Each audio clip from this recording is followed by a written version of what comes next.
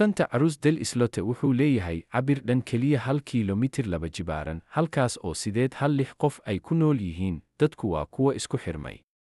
Jasiiradda waxay buuxdaa ilaa qofku uu jiro qashinka AFS, nolol dhaqso leh oo ka dhalatay xaaladahaas. Tan iyo markaan soo gaarnay jasiiradda, dadku waxay ka soo baxayaan gees kasta, waa xaalad aad u cidlo daran. Guryuhu waa kuwo yaryar, qolal yaryar ayaa dad badan wada degan. Imise qof ayaa qolka ku nool? Ku dhowaad 1 eber. Tusaale qolka celcelis ah ee guriga celceliska ah. Waxaa jira dhibaato ka sii weyn intii laga fikiri karay. Waa jasiiradda dadka ugu badan adduunka. Waxay ku taalaa 2 saacadood u jirta xeebta Colombia, waxayna ku fidsan tahay cabir la mid ah garoon kubadda cagta. Cufnaanta dadkana waa 6 eber eber eber qofkam, tusaale ahaan Hong Kong waa 6.749 qofkam.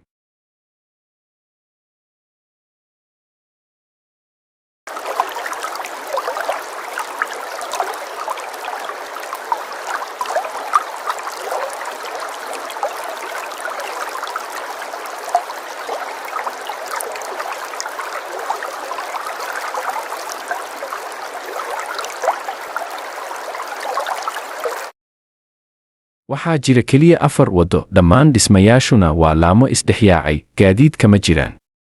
Codadka roosters, buuq iyo muusig ayaa isku milmay. Guryaha ayaa ka turjumaya sheekada jasiiradda.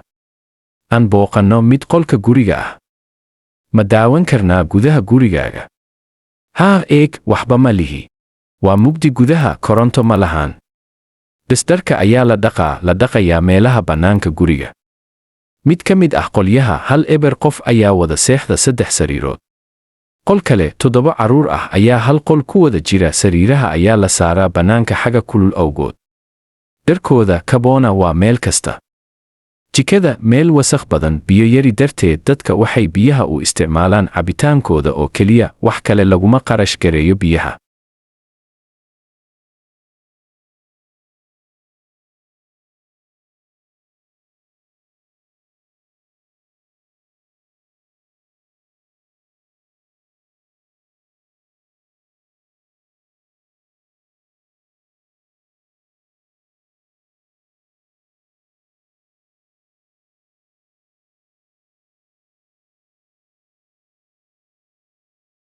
Waddada waxaan ku aragnaa dhar la dhaqay, timo jarayaal shaqo ku jira, carruur ordaya. 2 eber qoys ayaa guryo si sharci darro ah u dhisay, midna ma leeyahay ruqsad ama dhul rasmi ah. Guryaha kor ayuu isu dhaafaa, meelaha isdhaafsana waxay mararka qaar dhex maro guryaha deriska ah.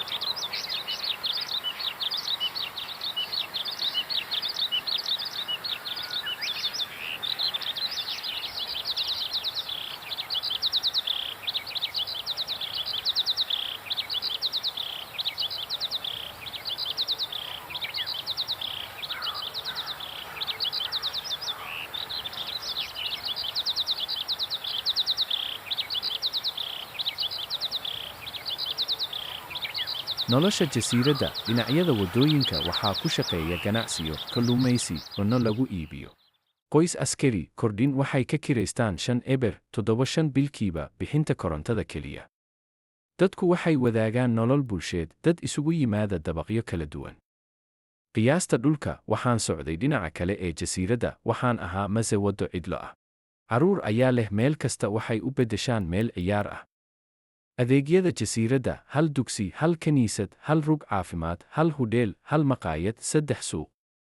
2 eber eber sano ka hor, jasiiraddu waxay ahayd meel cidla ah, kalluumaysato u xafiday habeenkii, markaas ayay go'aansadeen inay degaan.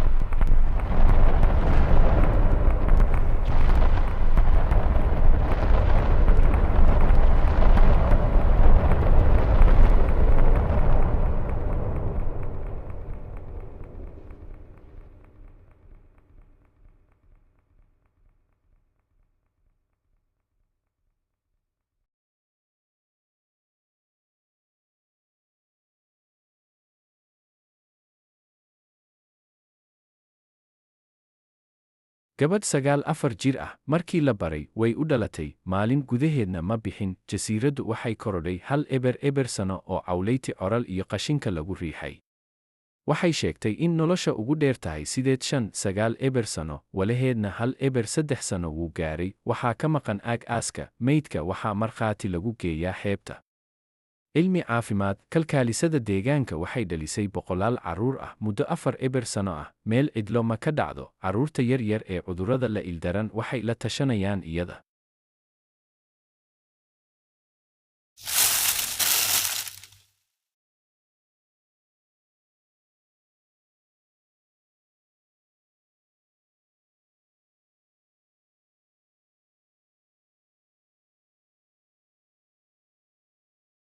Dhibaatooyinka ugu waaweyn, biyo nadiif ah oo ka maqan, nidaam biyo, tuubiloon la'aan, dadka waxa uu habboon roob biyoodka la ururiyo xilliga roobka, xaflad ayaa la dhigaa. Meel wasakh badan ayaa biyaha dhinaca jasiiradda lagu tuuraa, ee iyaguna qashinka cunaan. Koronto waxaa loo soo aruuriyey 3 solar panels iyo 1 baytari, way dhaaftaa 2 bim ilaa 5 bim maalin roobaadka kadib. Intii ay roob tahay, waddooyinka biyo ayaa fadhiya, guruhuna hoos ayuu u dhegeeyaa. Dadku ku nool yihiin isku xirnaan adag, wax tuugo ah, qalab lagama lumin, dhab ahaan booliis dhab ah ma leh, way isxushmeeyaan oo xalliyaan khilaafaadka. Qoysaska, caadiyan gabdhaha dadooda gudubto 6 sano waxay yeeshaan ilmahooda. Qoysaska ilmaha leh waxay kala yihiin 2 ilaa 5. Qaar badan xiriir ma ahan rasmi, xiriir furan ayaa jira.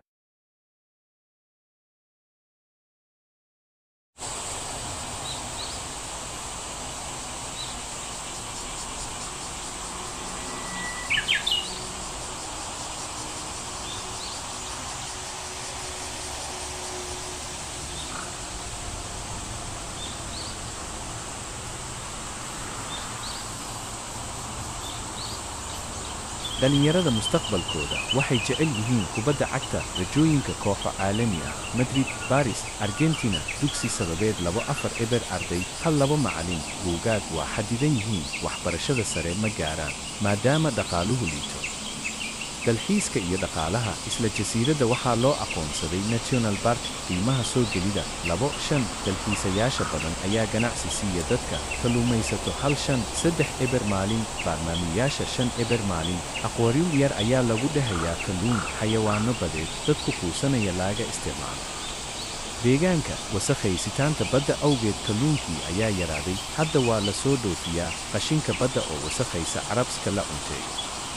Ka jirto xeer, ilaalinta la'aan iyo kayd bulsho, dadkii dhalinyarta ahaa ma rabo inay ka guuraan, waxay doorbidaan inay ku noolaadaan si tubada leh.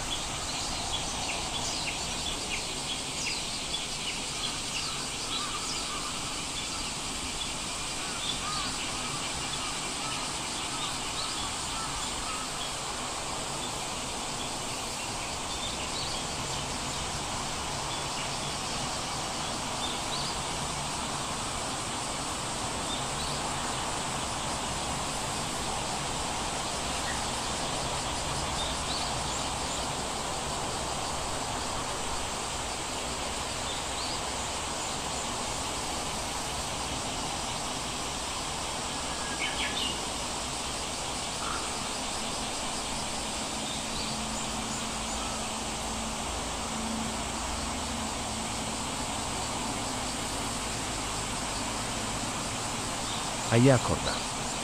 Gabagabo, dhibaatooyinka ugu waaweyn, biyo nadiif la'aan iyo qashinka haraaga ah, isla markaana sidoo kale dadku waxay leeyihiin xiriir adag iyo farxad wadaag, xitaa xaalad adag, waxay ku nool yihiin sida qoys weyn, iyagoo istaageera.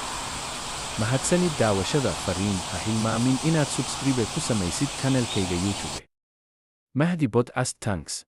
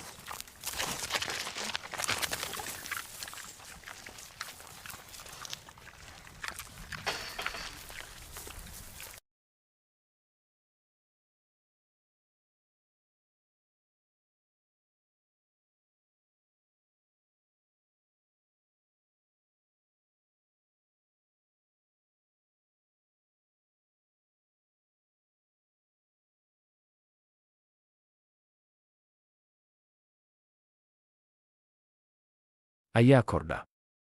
Gabagabo, dhibaatooyinka ugu waaweyn, biyo nadiif la'aan iyo qashinka haraaga ah, isla markaana sidoo kale dadku waxay leeyihiin xiriir adag iyo farxad wadaag, xitaa xaalad adag, waxay ku nool yihiin sida qoys weyn, iyagoo istaageera.